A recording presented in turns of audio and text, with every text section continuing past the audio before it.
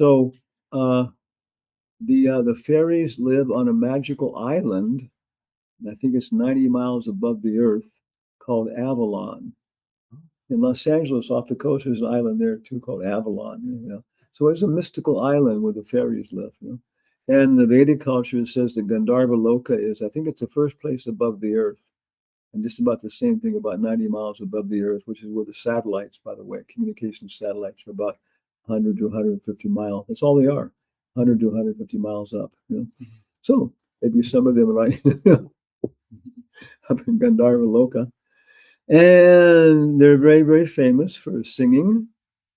And when you sing, then naturally, what's the first result? Dance. You want to dance. Yeah. I always quote Fidel Castro. Remember him? Huh? I don't know much about him. He was at a press conference in the height of his power in Lima, was it Cuba, and all the press reporters were there, and he said, Europeans think that we Cubans are only interested in two things, drinking and dancing. But it's not true, is it? Is it? It's not true. And all the rest people are dancing too. So Papa said, yeah, the first result of good music is that people start, wanting to dance. So it's very, very natural. Singing, dancing, and then drama. You see, Lord Caitanya was always acting out the meaning of the song, right? It's a very natural thing. He was singing, Jaya Jaya Gaurachandar, Arotika Shobha, Jana Vitatavani, Jagamana Loba, Dakine Nitai Chan, Bhamegadadar. And that song is a very, very descriptive song. Many times at Jamasami, everybody will try and put on the Ras Leela, and even the gopis have, even Lakshmi can't do this. And so it's very like people hopping up and down and stuff, But Jaya Radha Madhava is he's describing a scene. So you can very easily make it into an opera, And sorry, Jaya Jaya Gaura Chandra. Jaya Jaya Gaura Chandra, Aratika Shobha. You can act everything out. And then you get really involved like that. I don't know, this is how much to discuss in one day here. When you're on the brain, right? The brain is a cerebrum, which is the external part, which is where most of the thinking is supposed to be going on. And if you touch like here, you get a response here. If you touch here, you get a response here. So actually, somehow or other, they're able to map it out and look up on the internet for homunculus. Homunculus. And they'll get these images back. This little strange guy with a big tongue, big hands, kind of stuff. You got a little flower over his parts. Yeah. And this is how your body is represented on the cerebral cortex. And there's tremendous amount of nerves in the fingers, tremendous amount of nerves in the mouth, and things like that. You take a little needle and touch it here and here, and you get very close together. You can discriminate it, right?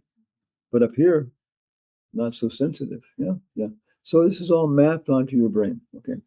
So when you're chanting with your fingers and moving your tongue and stuff, automatically it's engaging your cerebral cortex. And then your mind, which is looking at your cerebral cortex, is like, attracted, right?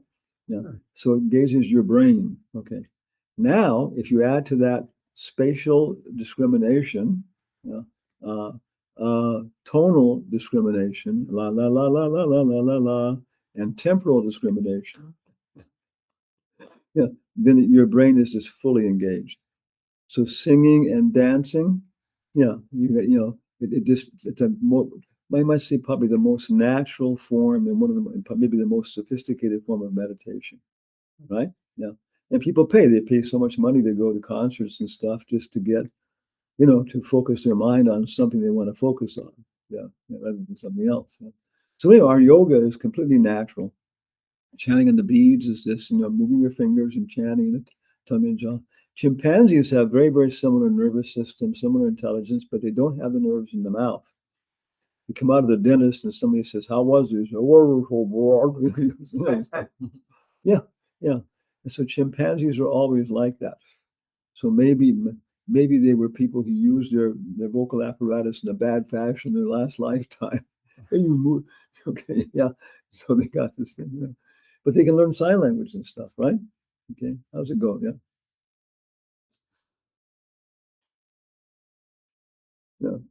Ladies dot, Indian, monkey wants, yeah. Many? Yeah, okay, now you can speak it. Yeah, so, yeah. And so then, so chimpanzees can learn this. They can talk, and they say, I'm sorry, I bit you this morning. I was really upset. Please forgive me. They remember their emotional states. They'll communicate. They have the intelligence, I think, of about a 5-year-old child. Hmm? But of course, sometimes you got a 35-year-old 5-year-old child. So they have the same, like a lot of intelligence and memories and that kind of stuff. And so, but still they're, simple. And then they can teach the sign language to other monkeys, other chimpanzees and stuff. They experiment like this. And so they are people. But they haven't got this thing there. Acoustical Sense in Animals. If you want to write it down. Okay, yeah. By Leonard Stebbins. Yeah. Yeah. It's a really good book, Acoustical Sense in Animals. And he goes through all how bugs hear, how cockroaches hear. And it's really like spooky, it's like, my God, you get that kind of body, you get this kind of ears. And stuff. It's like a little tour of the finest sense. Yeah. Yeah. And it really goes into acoustical sense in animals. Yeah.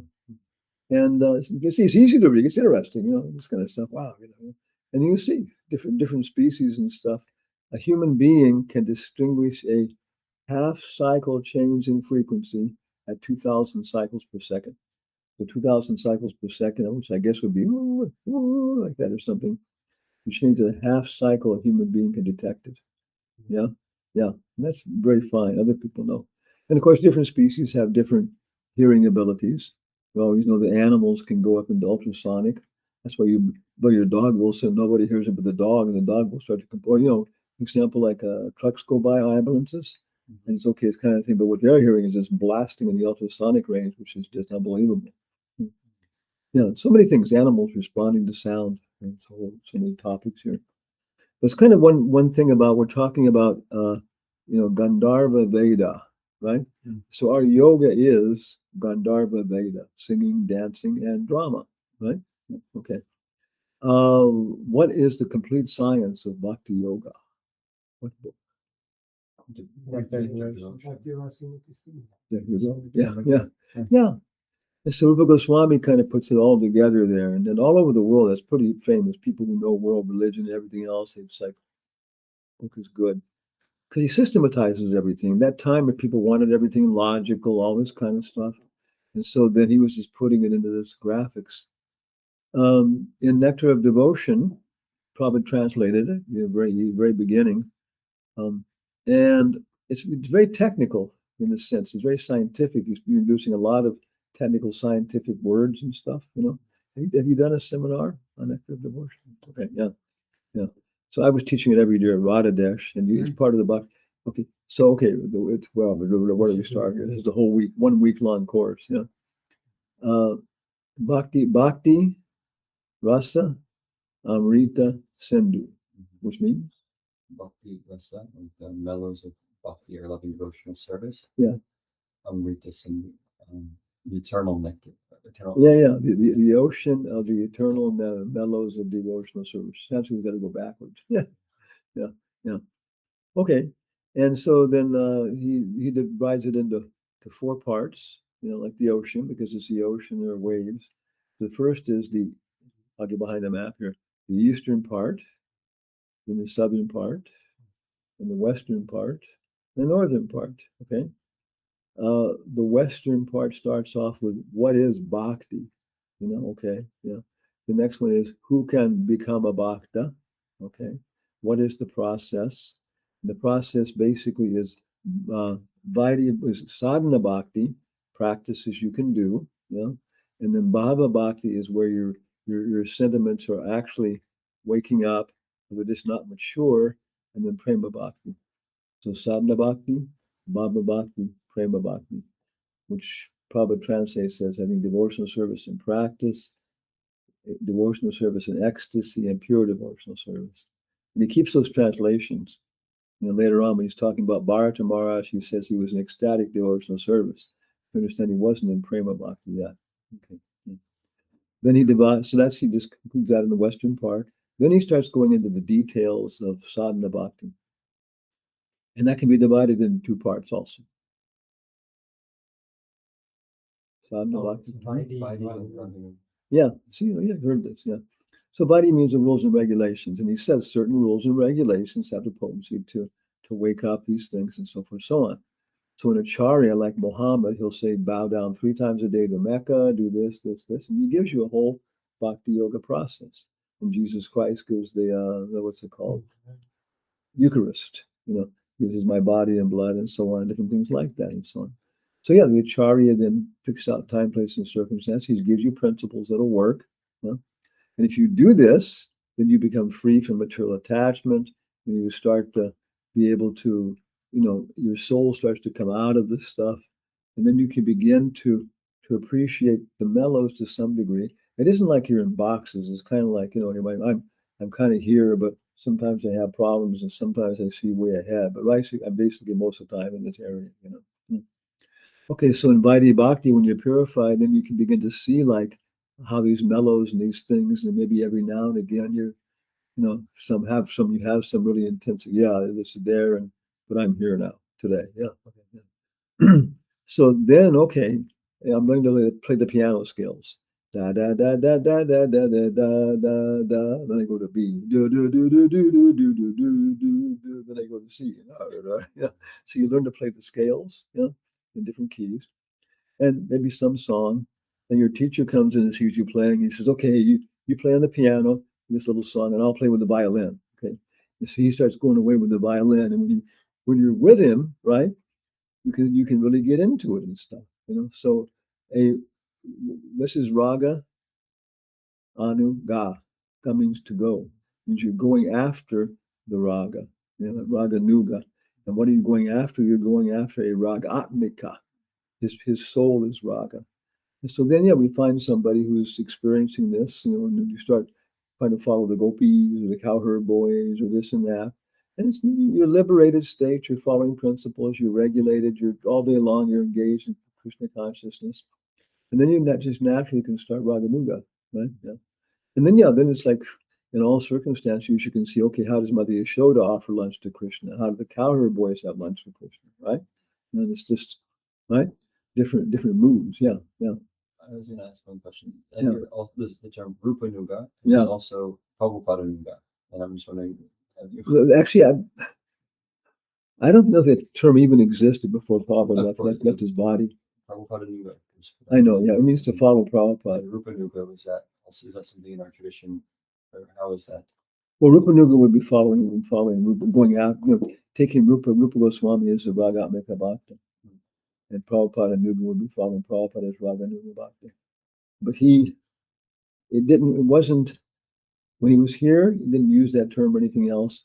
So it may have a little bit of like, because he was mostly, to a large degree, I say he was working in the point of being a founder acharya of the International Society for Krishna Consciousness. That was the job he had to do, right? Yeah. And so he didn't get into like, whaling and everything else with disciples and stuff. But certain times and places and confidential things, but it wasn't his main program like that. And he may have also, I think, not wanted that because he wanted himself to be established as, the Vaidhi Bhakti Acharya for people. Like when he was in the West, he would always wear a shirt, right? I don't. Yeah. But in India, wouldn't. So he established what an acharya does and acts like that and so on. So that's why the term I'm a little bit, curious about. It's kind of a rasa bas. Yeah. Okay. So that's all in the first part. What is bhakti? Okay. Who can become a bhakta? What is the process, which divides into, sadhana, bhava, and prema. Okay. And then there's a lot of detail on the section on sadhana bhakti. And it goes into all the detail there. Okay. Now the southern part, okay, mailman, right? The cockroach guy. Yeah. So, okay. Come on in. Hurry up. What he could pay you for. Okay. So we're discussing nectar of devotion, right? Which is all based upon drama. Now we're going to put everybody in here. Yeah, okay. We have Yogi here, who's actually, he was in, was it Terminator 6 or something? Son of Terminator. Terminator goes to Oxford. Okay. Terminator terminated. Okay, yeah. So we're discussing here. We're discussing here that I got you on screen there. Okay, okay. Yeah. Oh, wow. Yeah, yeah. We were discussing that our whole process is theater, right?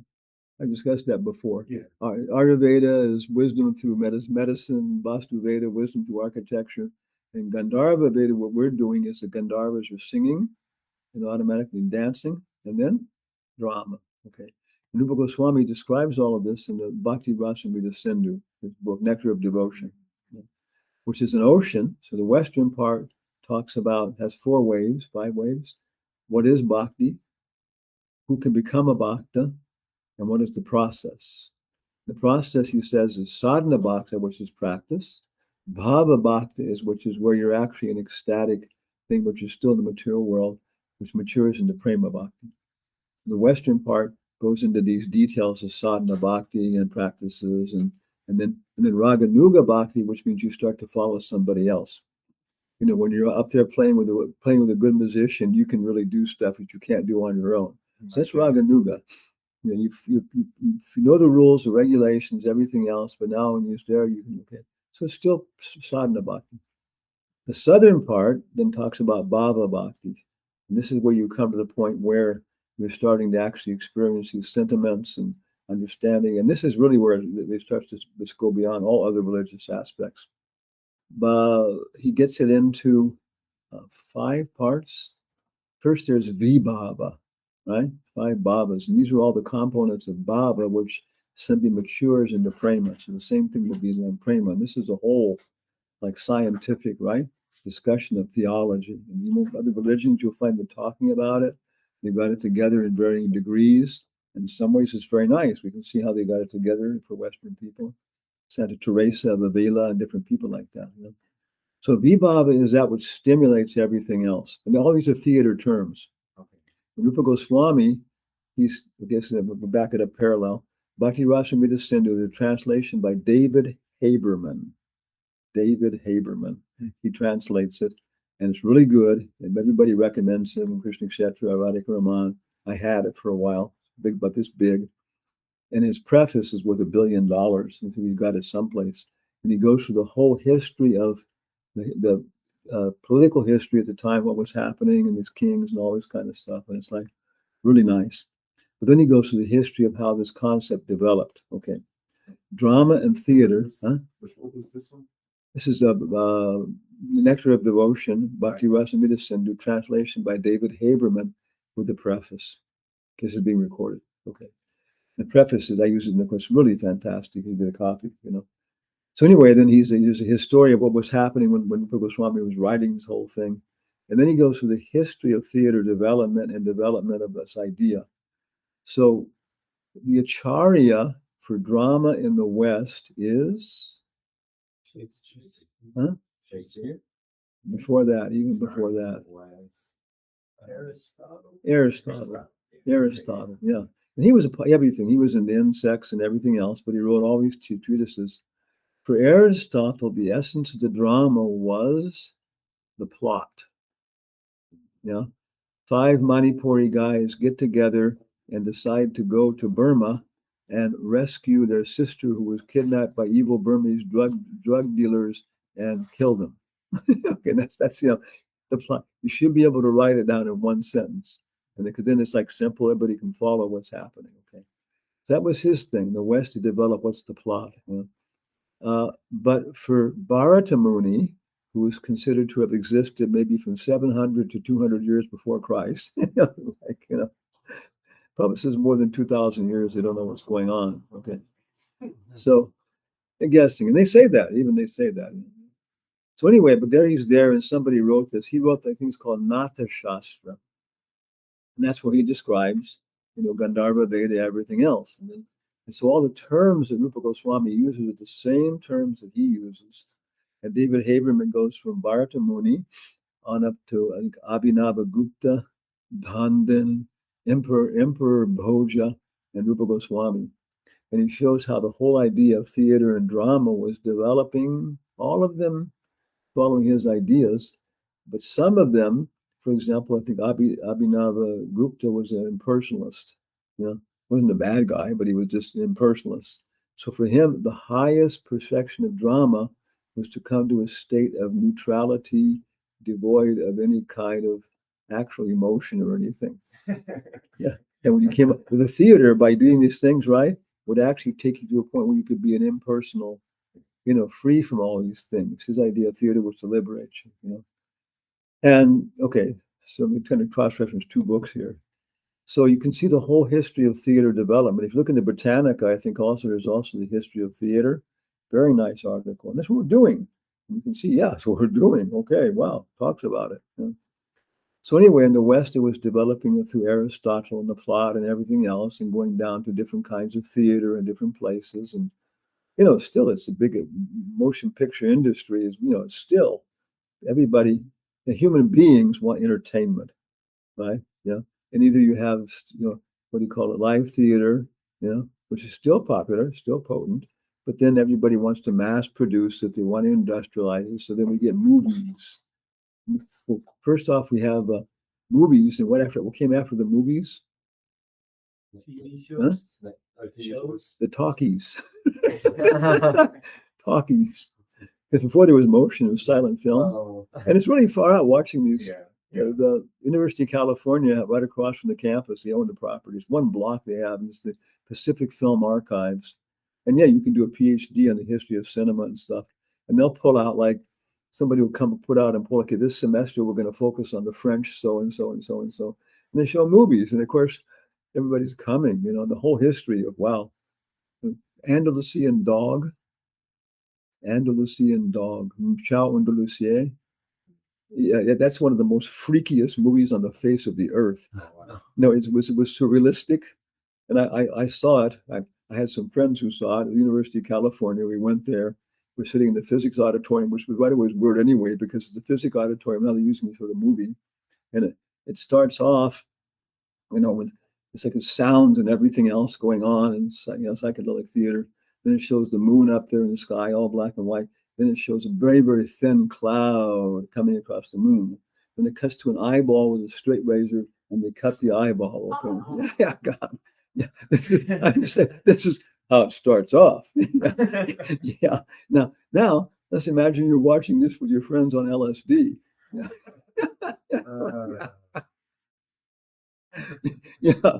I mean, then he goes on with this whole thing of, unbelievable. Anyway, that's the whole history of cinema and stuff, And Fritz Lang, all Yeah. and they were, Oh yeah. what's the other one? Battleship Potemkin. Mhm. That was the first time they used collage, taking stuff and putting it together. So it shows the whole history of the whole theater, and it's a big side project, And again, that was Abhinavagupta's thing. Our Emperor Bhoja, I have to go back to Bharata.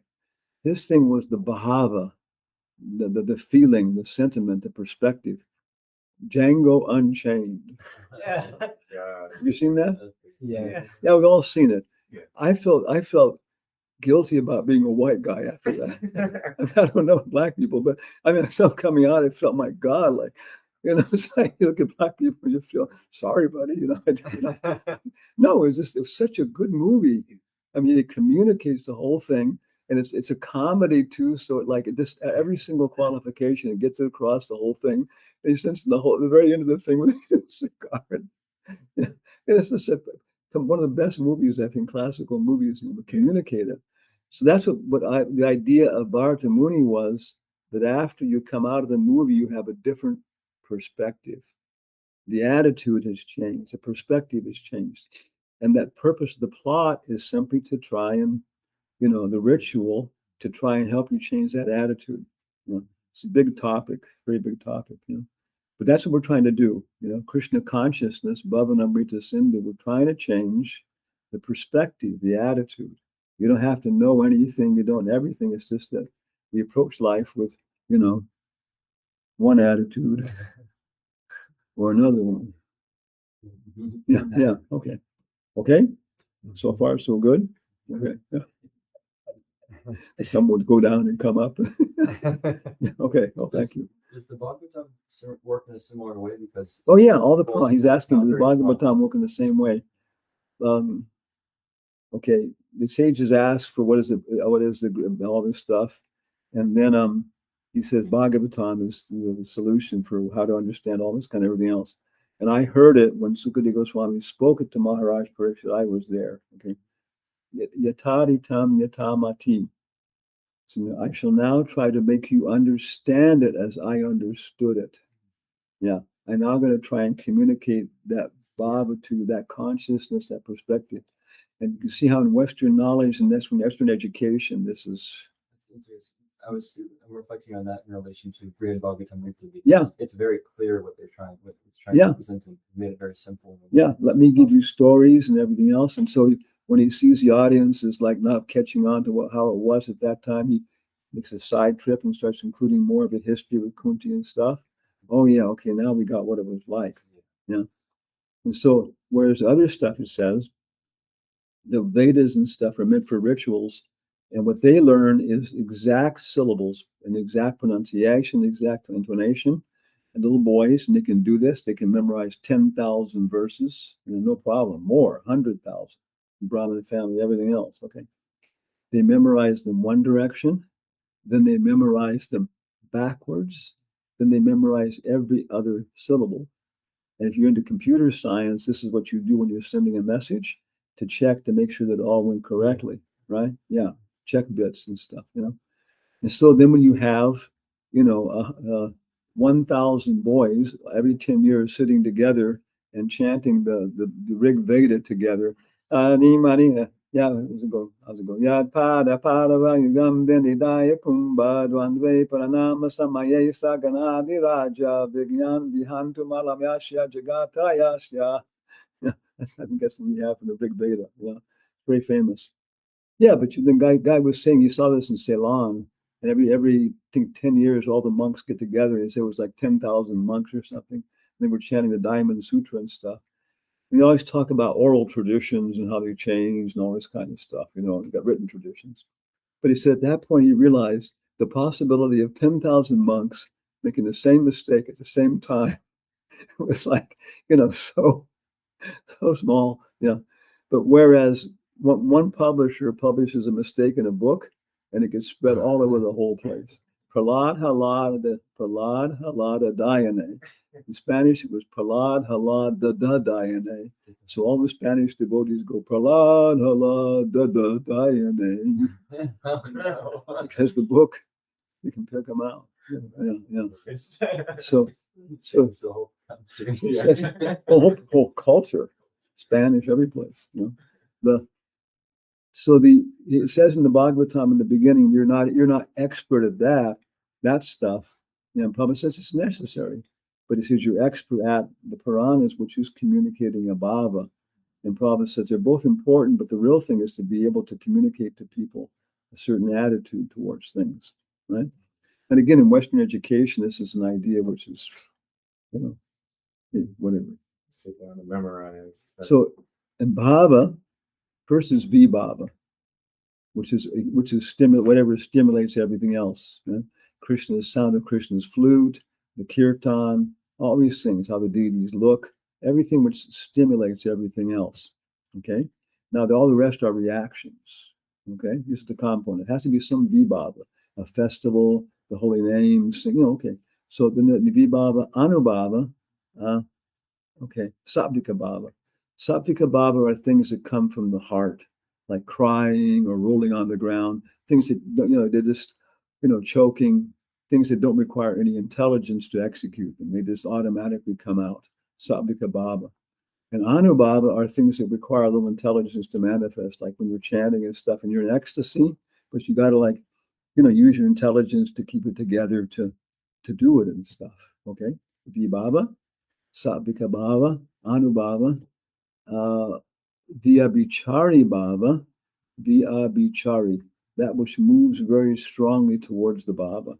Okay. Mother Yashoda sees Krishna captured by the slimy Kaliya, And Mother Yashoda starts to say things that, you start to use words that you didn't know Mother Yashoda knew, right? Like that. If somebody has their cell phone going, and afterwards Mother Yashoda sees it and she's like, oh my God. But everybody else thinks, yeah.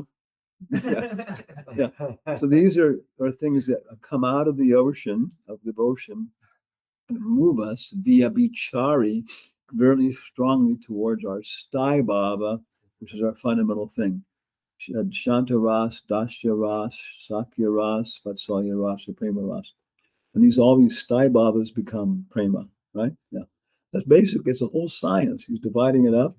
When we did give this class here, Gopal made an entire chart out of it, which should be on every wall. And then you can see all the different branches that were there. And Prabhupada says, just as with benefit, you can see that, you can see this.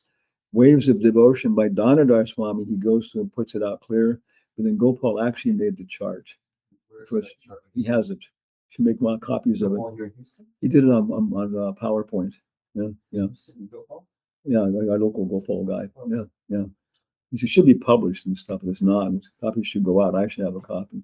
Then they discovered PowerPoint actually had a limit to the number of branches you could put. I think it was like 200 or something. But when you look at it and you see, yeah, that's the western part, that's the southern part. Yeah, and oh wow, and you see how, and then you see, how it's a science, systematic. I'm not going into details here, but he goes into the details about what Vibhava is. Okay, so you got the general idea. The sthai bhava is your fundamental thing. Vibhava, okay, what is Vibhava for parental affection? What is a Vibhava? What is Vibhava? You there. What is Vibhava? Yeah, what is one stimulation for the feelings of parental affection? Yeah, you said protection, but I guess like maybe seeing the helplessness. You got it. Yeah. So then he puts it together. These are stimulus. That's not a stimulus for Madhurya Ras. Yeah, and so on. Yeah. So he analyzes and puts them together. So the southern part is this very much there. And then the western part is the 5 primary rasas. And he goes into all these examples from the scriptures. And the northern part is improper and proper mixture of mellows, right? Of these rasas.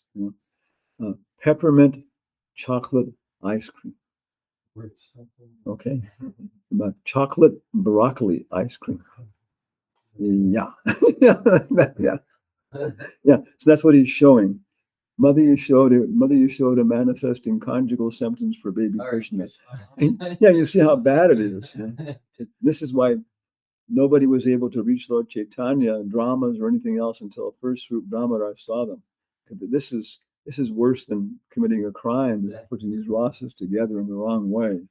Yeah. So it's rasa bas, we say. No. It's currently that's really more actually rasa vibhats. It's the whole kind of subtle thing. But that's what it is. We say rasa basa, improper mixtures of mellows, and then the other combinations. That's the northern part. Eastern part is Usabhakta. What is the process? Okay. And then sadhana bhakti, vaidya bhakti, bhava bhakti detail, and then a lot of details on sadhana bhakti. Southern part is bhava bhakti. And when you come to that level, it starts to become practical stuff, you see. And then prema bhakti, the 5 primary mellows, and then the mixtures of mellows and improper mixtures.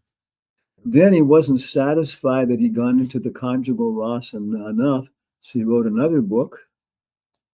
Ujvala Nilamani. Yeah, Ujvala Nilamani, which is simply about conjugal rasa. He says, I'm going to go on with this and stuff. And you can see, God, this is science. It's like organized, So that's our perspective when we have this. And actually, Prabhupada said, read this book 6 times and all your questions will be answered. But it is, it's just so concentrated that when Danadhar Maharaj gives waves of devotion, he gives the explanation. And many points in there that are just, it's the same, it's not the same word being, for example, it's talking about sadhana bhakti, but it's 2 different words that are being used. And this is sadhana bhakti means if somebody who's on the level of bhava, and basically they're experiencing prema, but they're just so kind of caught up a little bit with the material life, Yeah. So he goes through and explains his stuff, and there's some charts in there and so on. So it's very whole, what do you call it? Whole curriculum, like nectar of devotion. Right. So, koi prashna hai? Yes, sir. So, well, first you were saying if you were saying that Srila Prabhupada said that if you read this book 6 times, then you can understand everything. Yeah. That's And he said, and don't say, what is this? What is this? He says, go on. So our knowledge is not like this linear spiral. You get the same things again and again, but you're getting 11th canto, you're getting Bhagavad Gita, the verses, right? Yeah. So, and now you see, oh yeah, now I see that, and that's how it works. You try to do the bicycle, you try and ride it, yeah. Then the second time around, you okay, I got it, yeah, okay, yeah. So I was just curious one time because you have Bhakti-rasamrta-sindhu, which gives the science, the complete science of Bhakti Yoga, but you also have Nectar of Instruction, Which is a summary of the whole thing. Summary. And you start to find the same verses being quoted. Yeah, you start matching them up. Oh yeah, it's like, yeah. The definition of bhakti is the same as the definition of it's like. Okay. Yeah. And then number 3 is you have the Brahma Samhita poster. Yeah. Which have you seen this one? It's the Bhakti Lata Creeper, the Creeper of Devotional Service. Yeah. Right? Bhakti Lata Beach. Yeah, right? Creeper, Bhakti Lata. Yeah, Bhakti Lata, and it's illustrated from Madhurya Kandambani. Right? Okay. And which has 9 stages. Yeah. Right? Up to Prema at the top. Yeah. So, and that poster illustrates the different stages. Yeah. Right? So I've always wondered if one could essentially triangulate his position on where he is by studying those 3, like the poster and the book. And also you can add in David Haberman's chapter titles, which they're nice because he does it a little bit differently. You can look at Prabhupada's chapter titles and Narendra Maharaj. Then also you can add in to Santa Teresa of Avila and the Crystal Palace, where she's describing the stages. Wow. Yeah, yep. And then you can all and I said everybody's got a different level. She gets hung up on stuff which kind of we don't in India it's no problem, but here we get hung up on a certain stage, and so and the problem we realize these people on different levels. I gotta focus on different things. Yeah. So if we study these books, we can know where we are basically. And well, basically the main thing is if you chant Hare Krishna. Oh. No, it really is. It's the whole point. Is the Prabhupada saying you look at the pictures on the wall in the temple room, right? Bhakti Siddhanta and Prabhupada, in one hand they got a bead bag, the other hand they got the book. You go back to Gorka Shore, and the other guy, they got the bead bag. Okay, but that's like, guys who, yeah. 2 books. Okay. Prarthana and was the one with the top 4 is Krishna Paramita. Yeah, that was for but you didn't have him in the picture. Oh yeah, but he didn't have any pants in the picture. He just wore copans, right? Yeah. So for the picture, they put a dhoti in front of him. They got him to do it. So the original picture, you can see the spot here like this, but in other ones, they filled it in. Yeah. So so that was different people, but then books. I mean, books, and everything else and so on. So, main thing is chanting. Well, you follow the 4 principles and chant. Follow the 4 principles strictly and chant 16 rounds a day enthusiastically. You don't have to do anything else. Yeah, but then you figure out, well, hey, I just I need some help here and stuff and everything else, and I can't chant, for 16 rounds enthusiastically, a minimum of what. So then the books just naturally come in, and then books tell you when to get up, all this kind of stuff. And you see the chanting 16 rounds in the morning is a lot better than having 14 rounds to chant at 4 o'clock in the afternoon. Yeah.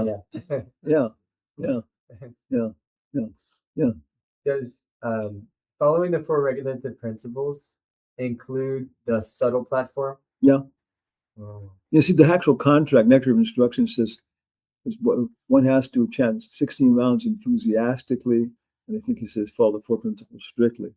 That's the kind of the thing there. And then automatically that takes you through different levels, Enthusiasm. Well, enthusiasm for one person, she says, they're doing the best they can. Come on, yeah.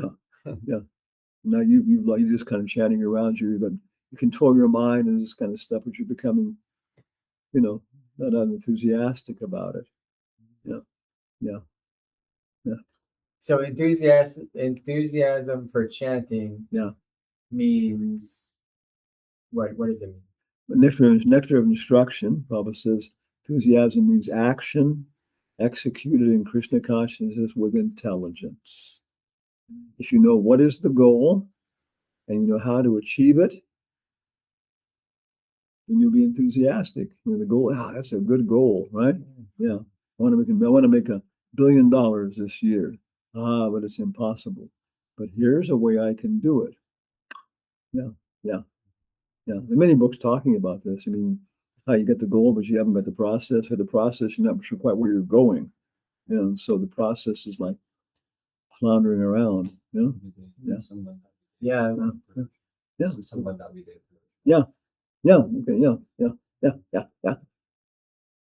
So Jaiva Dharma? Huh? Jaiva Dharma?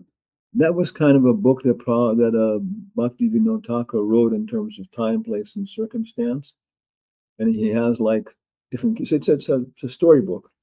The stories, and this Babaji Mahasai lives in Navadweep, and the grove is there, and he's 70 years old, he's 80 and 90 years old, and so coming from Calcutta visits him on the weekends and studying with him and chanting and everything else.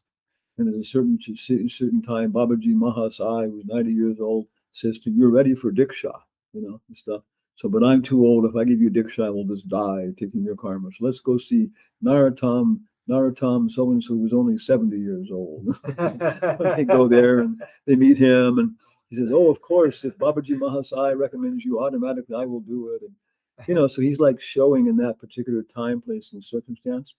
He even named specific people who created different Ram Mohan Roy and his movement and stuff. The guy was giving donations, and he wasn't going to give any more donations after he met Baba because he understood what was wrong with his philosophy. So that's why one place Prabhupada quotes it in a lecture, and the devotees will say, can we study this? And he says, yes, you will get all these books, But then people quote from that about certain specific things, but we don't have Prabhupada's commentary on it because certain things he was adjusting for time, place, and circumstance, which may not have been. For example, it directly says that Sanatana Goswami wrote, not Bhakti-rasamrta-sindhu, Hari Bhakti Vilas, right? Yeah. Under Lord Chaitanya's instruction, it includes all the details for the deity worship and all that kind of stuff. So Prabhupada then says it is unnecessarily ritualistic, parampara from Bhakti Siddhanta and everybody else. But he said at that time, almost everybody was smartas, people who into all these rituals and all this kind of stuff and their ego. So he said, therefore, he had to go with the flow of the time, right? It's there. That's one thing we directly have where you can see that, receiving these books. So receiving Jaiva Dharma with a commentary from another acharya outside of ISKCON. I won't mention any names here. It's not the same as he may have. I've compared this acharya outside of ISKCON and Prabhupada on one specific verse, very key verse from Jiva Goswami. Are the purificatory rituals necessary before you take initiation? So this other acharya outside of ISKCON had, I think, 7 citations, and Prabhupada had 7 citations, and 5 of them were the same, right? But the other acharya was emphasizing the necessity of taking second initiation, as a necessity. Prabhupada was emphasizing that Harinam Diksha is enough. The other acharya coming to the West was having problems preaching to Western people. Many of those guys who came, Prabhupada's Gavadas, after a time, they said, look, however Swamiji taught you to do it that way. I mean, they directly say, we've learned that, we know more than Prabhupada Swamiji. Yeah. They say, but he knew how to use it. So on. So, and that's what Jaiva Dharma, apparently it's a very nice book, it has a lot of stuff in it. But then yeah, it was, you have to look at it in terms of Prabhupada's other books, where he says, do this and don't do that. Well, that was for those people at that time. You know, and it's not really true. If you have a choice of taking initiation from someone who's born in a Brahmin family and is a Vaishnava, or someone who's not born in a Brahmin family who's a Vaishnava, you should take initiation from the person who's born in a Brahmin family. Boop. No, no. Prabhupada said this is only for those who are too much caught up in bodily concept of life. Yeah, yeah. But that time, yeah. I love his yogurt. Strawberry yogurt. Well, this is all about yogurt, Bob. Bhakti yogurt. Yeah. In fact, he did that whole thing. So Prabhupada says, yeah, he says, for us, we can tell a small lie that won't later on be detected. Can do this, right? Yeah. So it's, yeah, okay. Yeah, yeah, yeah. But all the, but Hurya Kadambini and these things, reading them, it's like, it's all there in Prabhupada's books, but it's extracted out into a certain form. Yeah. And if you go reading Prabhupada's books, you find, yeah, it's already there. Details. So many books can be produced from Prabhupada's books for certain time frames. You need a whole book on Sri Dharma, right? Some nice Mataji should go through, and Mother Urmila or Mother Narayani should go through and produce 2 volumes, the BBT-sized volumes on Sri Dharma, Dharma for ladies. Because, of course, there's a lot of redundancy and that kind of stuff. But yeah, you pull out all these things and put it all in one book, right? It's there, but it's not in one book. And then somebody else could do one on Sannyas Dharma, right? Yeah. There's so many books you could extract which are important, very important. Prabhupada wanted to do so many things, they haven't got time, so he focused on some things. Yeah. Sri Dharma, no? Yes, and yes, for so many things. Yeah. I don't know any has to go to work. Okay, so now it's another book I wanted to introduce. Maybe the other one was in one last thing then. So introducing Bhakti-rasamrta-sindhu, which gives drama theory from our side. And then the other one is improvisation for the theater by Viola Spolin and her son Paul Sills. Yeah, the Second City, the Open Stage, and the Committee. Yeah. And that's what we got you for. Now, out of maybe 5 books I've met in my whole life that I think are really worth reading. I mean, super important. That's one of them. So we got it, downloaded it. She had the preface, talks about the history of the book, a little bit how it was formed, preface. Then she has a whole thing on drama theory, maybe about like 5 pages, 6 pages. And that's just incredible because you can look at it as a devotee and see where her consciousness is at. And what she's basically presenting is Paramatmavad, right? Above the rituals, acting as a ritual, acting with understanding and acting with intuition. Yeah, it's exactly, you can see she's talking from experience on this level. And then what they're talking about, they're doing is they're developing techniques for getting the intuitive knowledge and this kind of stuff. And then you can relate to the environment with a capital E. Yeah. And you can see, boy, these people, these yoga theater is the way it's being taught and stuff here with them. And these are standard people is Paramatmavad. They're coming in contact with the Paramatma, the spirit, intuitive stuff. And so it's a whole thing of you reading this as a devotee. It's like, wow, these people know what they're talking about up to this level. Yeah. And all these techniques and then after that little beginning, then the whole rest of the thing is games, right? She explains how the game is one of the best ways of education because you have rules and regulations. Okay, you can't break those, but as long as you don't break the rules and regulations, and so it allows for creativity and control of the experiment. So it's a very nice educational model in psychology they're using and everything else in terms of getting a PhD in education. Yeah. So then the games, and you start off with very simple games, and they go up to very sophisticated games, and stuff. Did you use the book at all? I didn't use that one. But they had other games on, Yeah. But I definitely have that experience, like understanding like actors understanding like something like they have some type of intelligence up to a certain space. Yeah. And interacting with the environment. And like, But what Rupa Goswami is going on, he dictates the next level, that the Paramatma, then goes to Bhagavan as a person and stuff like that and so on. And of course, it goes into other theaters and other traditions and so on. They were doing this, trying to reach it and stuff. But then it's totally applicable, to becoming a Goswami in ISKCON, when men, women, children, everything else. For example, your lines in the play, Karma Yoga. I know my lines. We get up there on the stage. We've done the 25 nights. We get paid for it. And I say, hi ho, it sure is a wonderful day. And you go, well, maybe not. So like that. That's we know it. You're sitting up there, and it becomes two parallel monologues. All I'm listening to is basically when you stop, so I can say my line, and you're listening to that's it. So the kirtan can turn into the same thing, right? All I'm listening to is like, you see this when people are speaking the verse, they'll chant the verse and they're not listening to what to the audience respond. And so then they start chanting this next line before the audience has a chance to finish.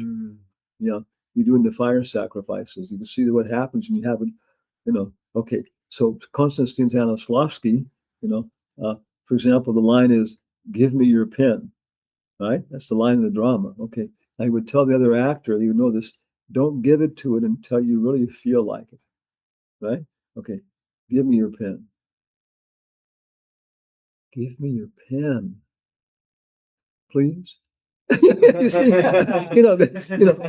you see the difference, right? And you see experienced actor, so that's why our kirtan, right? You're chanting the Maha Mantra. And then you listen. Prabhupada says, first I chant, then you listen, and you chant and I listen, hearing and chanting. And it becomes this whole yoga thing. Then I'm listening, and I can tell, God, this guy's taking heroin. I mean, not exactly, but you can tell that I was in kirtan in Seattle, and when the guy came up, he let him lead, and I said, he said, well, yeah, he's on drugs and stuff, yeah. But he's really sincere, and he wants to chant. Okay, well, then chant. But right away, in the sound, the subtlest of all the five elements, and the dancing and everything else, and you can understand, so much.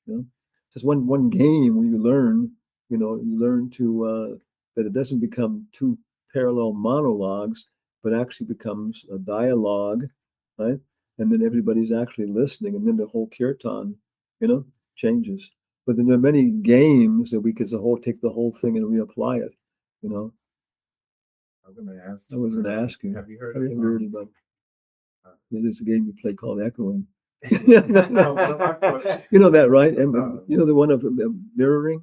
Did you do those? Oh yeah. Yeah. For the first level, you have two teams, right?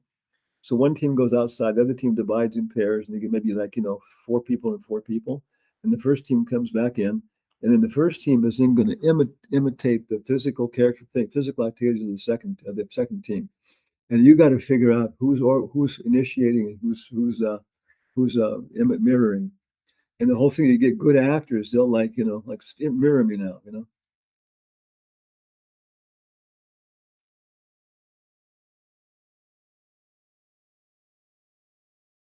yeah. And you get good actors, and it becomes a whole thing of yeah. And so you really become conscious of what people are doing. Okay, the next thing is you mirror the voice, right? And okay, now everybody here, just go along with me. 1, 2, 3, 4, 5, 7. The same way in the kirtan. You're listening while you're chanting, and you start, really picking up on it. Because I'm chanting, I'm listening to everybody in the kirtan. One of the women way over there is pretty together. Okay, yeah. So then the final thing you start mirroring is the personality.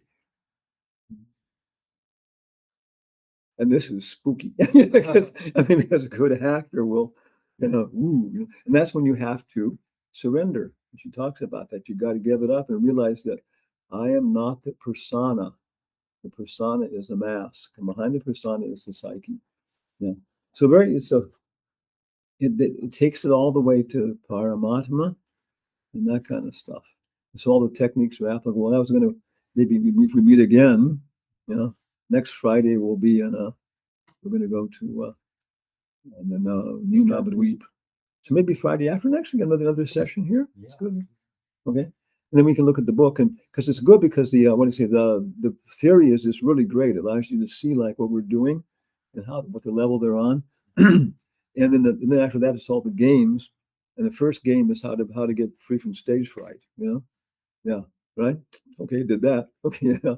Then it goes on to all these this different and it's kind of systematic in terms of developing, and they're always concerned with says what, who, and where. But we're saying Kala Desha Patra. We say who, when, where, what. The journalists will learn the same things when you're writing the lead article. Who, Purusha, Kala, Desha, Patra. Time, place, circumstance.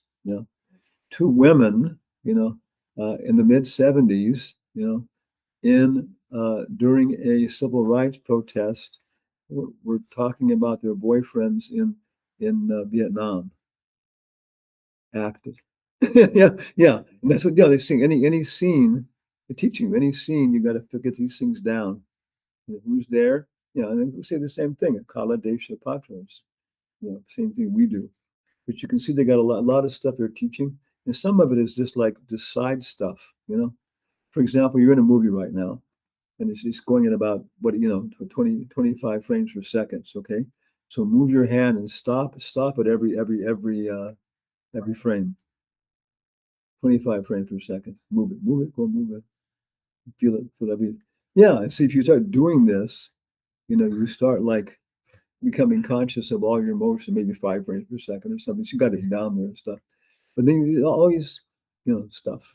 So it's a whole nice way to look at our whole process. And of course, this goes right into teaching in the universities and everything else.